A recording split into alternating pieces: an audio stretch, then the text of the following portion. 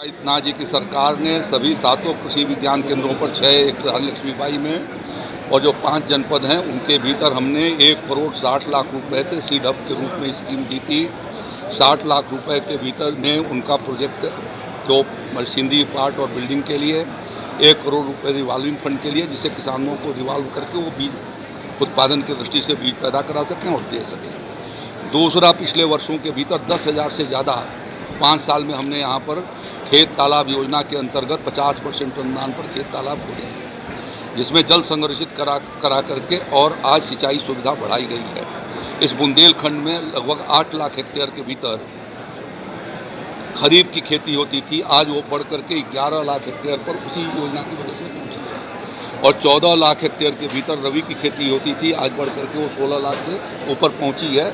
यह उस योजना का जो इफेक्ट है वो आपको बता रहा हूं कि उसमें हम लोगों ने पूरा पैसा इसके ऊपर खर्चा किया।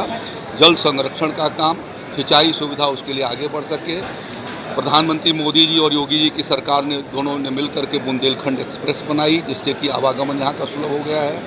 यह जो कृषि विश्वविद्यालय है, यह भारतीय जनता पार्टी के मोदी जी की सरकार का देन है, जिसकी वजह से यहाँ पर एक विश्वविद्यालय यहाँ संचालित हो रहा है।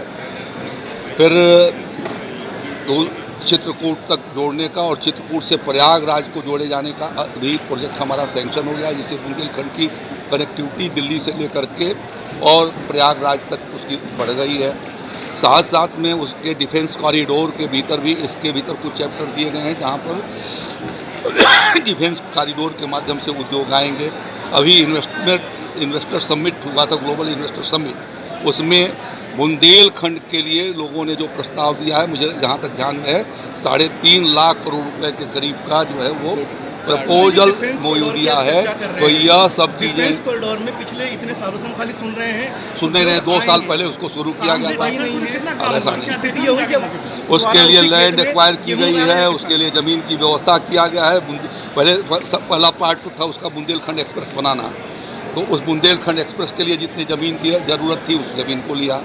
उसके अलावा जहाँ जहाँ उसके बनने थे, कई स्थानों पर बनना था वो डिफेंस कॉरिडोर, उनके हिसाब से वहाँ पर फिर ज़मीन एक्वायर की गई। तो हर चीज़ में प्रक्रिया के भीतर हो सकता है, वह एक प्रक्रिया है जिसकी शुरुआत हो चुकी है और उसमें से आधा से ज़्यादा काम पूरे हो चुके हैं।